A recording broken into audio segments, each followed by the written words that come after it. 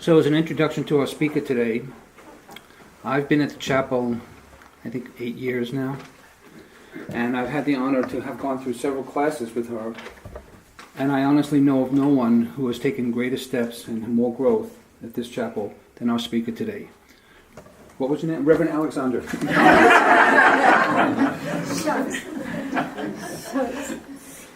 Good afternoon, everyone. Good afternoon. Before I start my talk, I would like to say to you that my lessons were long, they were hard, and where I'm at today, I've got to thank the chapel and wonderful students like Reverend David and myself many years ago, and my fabulous teacher, Reverend David Miller. I had to learn to do these talks, and but it healed me. Definitely healed me. The lessons were, like I say, were. So we'll just get started, and I hope you can enjoy this talk. You have to let go of fear and doubt, disbelief, and free your mind. Welcome. My name is Rev Alexandra Nichol. Like all of you, my journey right at this moment is a grateful one. And I'd like to thank you all for sharing this time together with me. I am from Glasgow in Scotland. I consider both home, Tucson and Scotland. It's been a series of events that has led me here speaking to you today. I have always been interested in metaphysics. In fact, my grandmother was a spiritualist. On Friday nights, her sisters would come over to my grand's house, and I used to stay the weekends with her, and whenever I could. You know how grandmas are.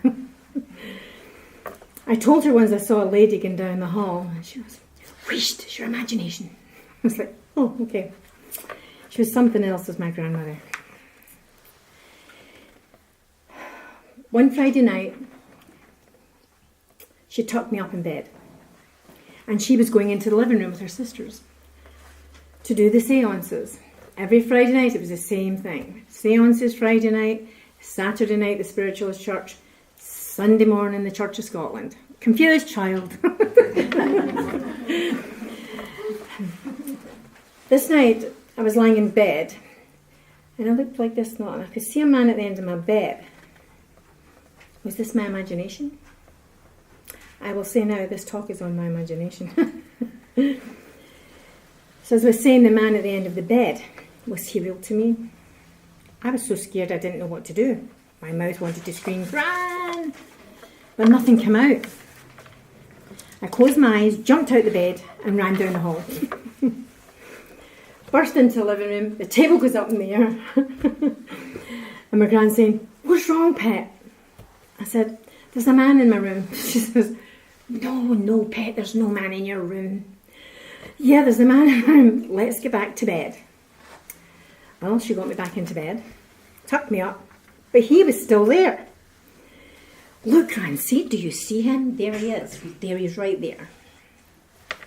She looked at me and she goes, "Shh, pet, go to sleep. What you can't touch and feel cannot hurt you. Beware of the ones that wear the cloth." I was 8. I was like, okay. That stuck with me. She died my birthday the following year, and those words were from her, stuck with me. She was something else. There's so much to learn about imagination. I am enough of an artist to draw freely upon imagination. Imagination is more important than knowledge. Knowledge is limited. Imagination encircles the world. Imagination is connected to the soul. When imagining health, wealth and happiness, all the good comes. So when you imagine unhealthy thoughts, bad thoughts, well, that's what happens. Which is in our highest and best interest. Imagination projects images of ideas that are within. I have been a business owner in retail. I had my own cleaning business. I was a chauffeur. I worked in a dental surgery. Lots of experiences and lots of learnings. That's which led me to my 12 principle course and then into my seminary. The spiritual world is my true calling. I have used my imagination my whole life. What we think, we become. I am a healer and a teacher. The material world is the arena where our ideas become manifest. When we understand this, we become aware that we are the creators of our physical reality. We are then free to realize that if we are not happy with what we have created, we can choose to create the opposite of what displeases us. Understanding our mind power also interprets the symbols we receive in our meditations and in our dreams. This helps with our spiritual messages. Our culture tends to push imagination aside. How often have you heard, "Oh, it's just your imagination"? Many times. Close your eyes for a second.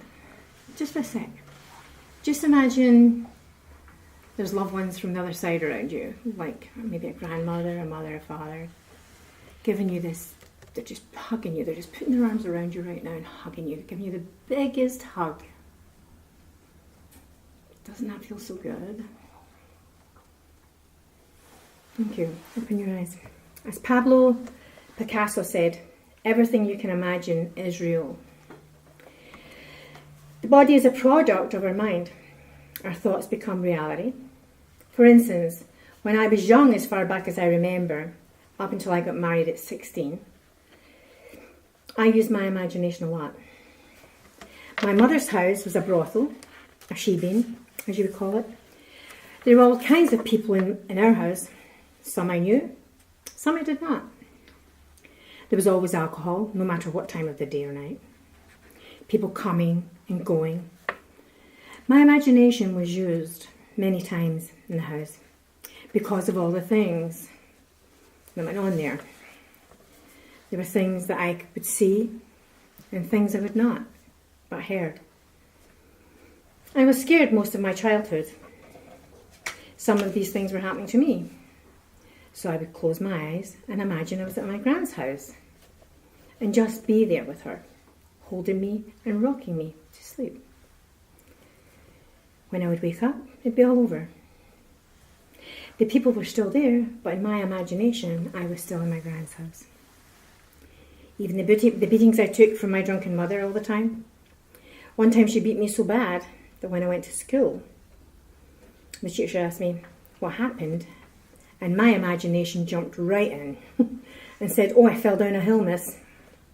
Because I knew if I told the truth, I knew the effect from my mum. I didn't have dolls or toys, so I would use my imagination. One time it was early in the morning and everyone was still in bed sleeping. My mum and my stepfather were still in bed. And I got some clothes pegs, you know the ones, the little wooden clothes pegs. They just look like sticks. I made them look like dolls. I got my mother's wig from the drawer and cut the wig up, glued some hair on the pins. Then I cut up some of her clothes, stuck them on. There, now I had dolls and a good thrashing for cutting up the wigs in someone's clothes. One time my mother left me as a girl across the street at Morrick Mansell's house. The safe haven, I used to call it. That was my safe place. Her mother used to cook meals and bread. Ooh, even cakes. Oh, how wonderful. I thought it was my imagination. I got to have some. Oh, it was lovely. I even got to sleep in her bed. And I mean sleep, not that other stuff that went on my bed. It was never my bed until my stepfather would come and fetch me in the middle of the night. And I remember crying and saying, "I don't want to go. I want to stay with Morag." And he insisted that he take me home. I knew why he wanted me there. It was for him, or for someone that was in my bed. But Dad, I would say, I want to stay with Morag, where I felt safe and warm. But it was not to be. Many a time my imagination would take me to my grand's house, or Morag Mansell's house. Imagination is one of the most wonderful gifts we have. Imagination, the all-knowing within me, taught me. So when things don't seem to go right sometimes, or not the way you would like them to, go to imagination. I love it. It's my safe haven. As Muhammad Ali would say, a man that has no imagination has no wings. Thank you.